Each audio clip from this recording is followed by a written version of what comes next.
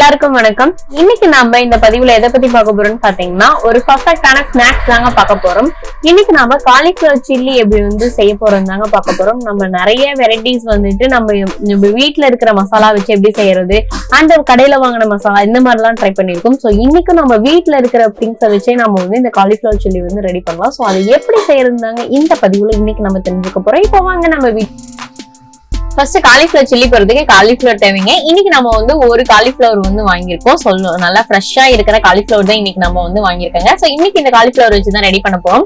இப்ப இந்த காலிஃபிளவர் கீழே இருக்கிற அந்த கிரீன் பகுதி நமக்கு தேவையில்ல, அதெல்லாம் கட் பண்ணி எடுத்துட்டு மேல இருக்கிற பூவையும் நம்ம கட் பண்ணிக்கலாங்க.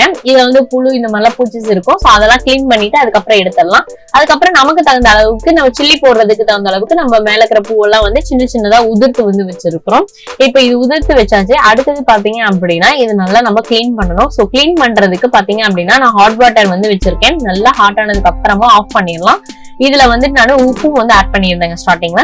சோ இதுல காலிஃபிளவர் உதிர்த்து வச்சிருக்கிற இது கூட ஆட் பண்ணிக்கலாம். நீங்க அடுப்பு ஆஃப் பண்ணாம நீங்க கொதிக்க நீங்க போட்டு ரொம்ப நேரம் விட்டுட்டீங்க அப்படின்னா காலிஃபிளவர் இதுலயே வெந்துரும். அது இல்லாம ரொம்ப சில்லி போடும்போது நொதன் அந்த மசாலா இறங்காம போயிடும். சோ அதனால நல்லா தண்ணி ஹீட் ஆனதுக்கு அப்புறம் ஆஃப் பண்ணிட்டு அதுக்கப்புறமா போட்டு ஒரு 5 மினிட்ஸ் விட்டுட்டு நீங்க நல்லா எடுத்துடலாம். சோ இப்ப அது ஒரு 5 மினிட்ஸ் ஆயிடுச்சுங்க. இப்ப இதுல எடுத்துடலாம். இப்படி எடுக்கும் போது ஹாட் வாட்டர்ல போட்டு நீங்க எடுக்கும் போது என்ன காலிஃபிளவர்ல இருக்கிற அழுக்கு புழு இது எல்லாமே ஃபுல்லா வந்துரும். அதுக்கப்புறம் நார்மல் வாட்டர்ல ஒரு வாட்டி வாஷ் பண்ணிட்டு இப்ப நான் எடுத்து வச்சிருக்கிறேன். இப்ப அடுத்தது நாம மசாலா தாங்க ரெடி பண்ண போறோம். மசாலாக்கு பாத்தீங்க அப்படின்னா நான் 1 கப் அளவுக்கு நான் கடலை மாவு எடுத்திருக்கேங்க. ஒரு காலிஃபிளவர் பூவுக்கு 1 கப் அளவுக்கு கடலை மாவு கரெக்டா இருக்கும். 1 கப் அளவுக்கு நான் எடுத்திருக்கேன். அடுத்து பாத்தீங்கன்னா இதுக்கு தகுந்த அளவுக்கு நான் தூள் ஆட் பண்ணிக்கிறேன். கொஞ்சமா மஞ்சள் தூள் ஆட் பண்ணிக்கிறேங்க. இப்ப அடுத்தது பாத்தீங்கன்னா காரத்துக்கு தகுந்த அளவுக்கு வரமிளகாய் தூள். இது பாத்தீங்கன்னா 2 டேபிள் ஸ்பூன் அளவுக்கு நான் வரமிளகாய் தூள் ஆட் பண்ணிக்கிறேன். சோ 2 டேபிள் ஸ்பூன் அளவுக்கு வரமிளகாய் தூள் ஆட் பண்ணும்போது 1 டேபிள் ஸ்பூன் அளவுக்கு கொத்தமல்லி தூள் ஆட் பண்ணிருக்கேன். அடுத்தது பாத்தீங்கன்னா 1 டேபிள் ஸ்பூன் அளவுக்கு இஞ்சி பூண்டு விழுதுங்க. சோ காலிஃபிளவருக்கு இந்த மாதிரி கடலை மாவு போட்டு நம்ம செய்வோம். ரொம்ப டேஸ்டியா இருக்கும், ரொம்ப கிறிஸ்பியாவும் இருக்குங்க. சோ அதனால ட்ரை பண்ணுவோம். இது கூட நீங்க அரிசி மாவு கூட ஆட் பண்ணலாம். சோ எனக்கு இதுவே போதுங்கனால நான் அரிசி மாவு ஆட் பண்ணல. இப்ப லைட்டா வாட்டர் விட்டு நான் கலக்கியிருக்கேன். அது மட்டும் இல்லாம இந்த காலிஃபிளவர்லயும் தண்ணி இருக்கும். சோ அதனால காலிஃபிளவரை அப்படியே இது கூட ஆட் பண்ணிக்கிறேங்க. இப்ப எல்லா காலிஃபிளவரும் இது கூட தண்ணி வடிச்சுட்டு போடணும். தண்ணியோட போட்டீங்க அப்படின்னா மசாலாவோட இன்னும் இதாயிரும். சோ இப்ப நல்லா ஒரு பெரட்டு இருந்துங்க. இதுல தண்ணி இருந்துச்சு அப்படின்னா இதுலயே மசாலா இதாயிரும். இல்ல அப்படின்னா நம்ம லைட்டா இது கூட தண்ணி மிக்ஸ் பண்ணி மசாலா காலிஃபிளவரோட ஒட்டுற அளவுக்கு நம்ம நல்லா இதை பெரட்டி எடுத்துடலாங்க.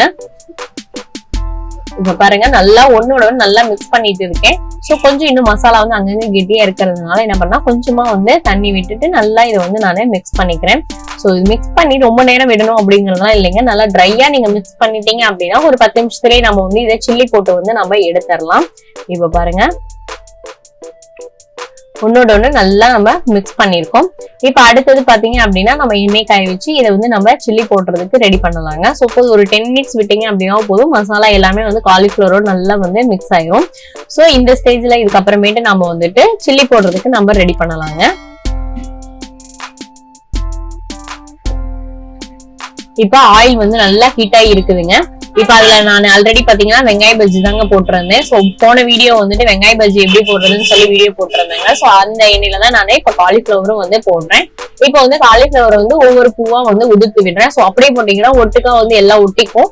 அதனால ஒவ்வொரு பூவா இதுல உதிர்த்து விடுறேங்க.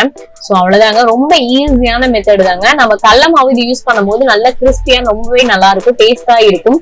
சோ நம்ம எந்த ஒரு கலர் பவுடரோ எதுவுமே நம்ம இது கூட ஆர்டிபிஷியலா எதுவுமே நம்ம யூஸ் பண்ணல. சோ ஹெல்தியானது, ரொம்பவே நல்லா இருக்கும்.